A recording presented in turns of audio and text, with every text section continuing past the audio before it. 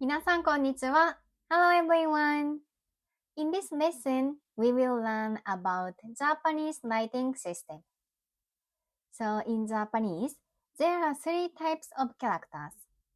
These are called hiragana, katakana, and kanji. All three are used together in everyday sentences. So to truly understand and become fluent in Japanese, you need to learn all of them. So here is an example sentence written in Japanese. It says, 私は今日ケーキを食べます。私は今日ケーキを食べます。That means I will eat a cake today. So this red part, this one is written in hiragana. Orange part is written in katakana.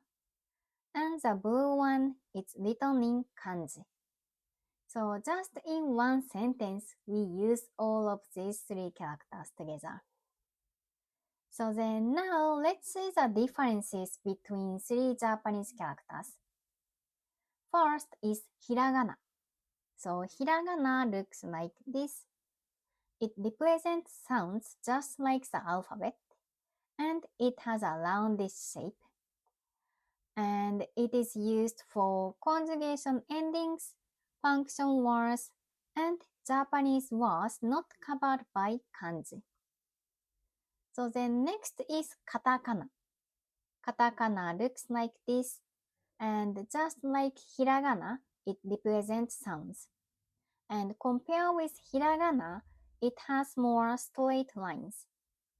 And katakana is mainly used for writing long words and foreign names.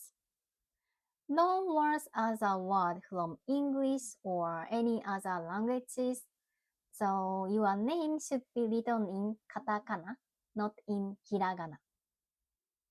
And then last one is kanji.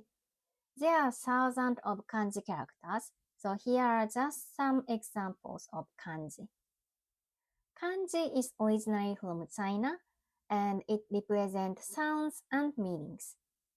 It is used for nouns and the stem of verbs and adjectives. So we have to study all of these three characters eventually. And I know it sounds too much and too hard, but we can do it step by step together. So here is our study plan. So here is how we are going to study and the most effective steps to learn.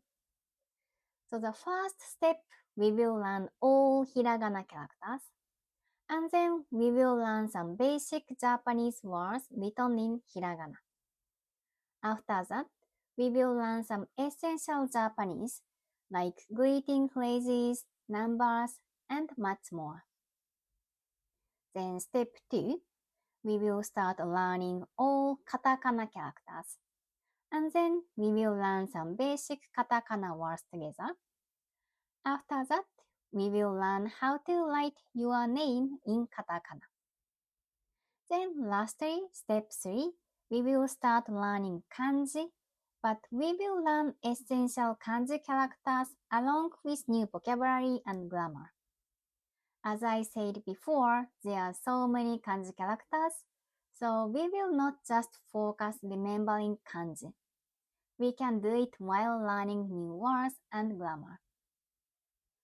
Alright, so from next lesson, we will start learning hiragana.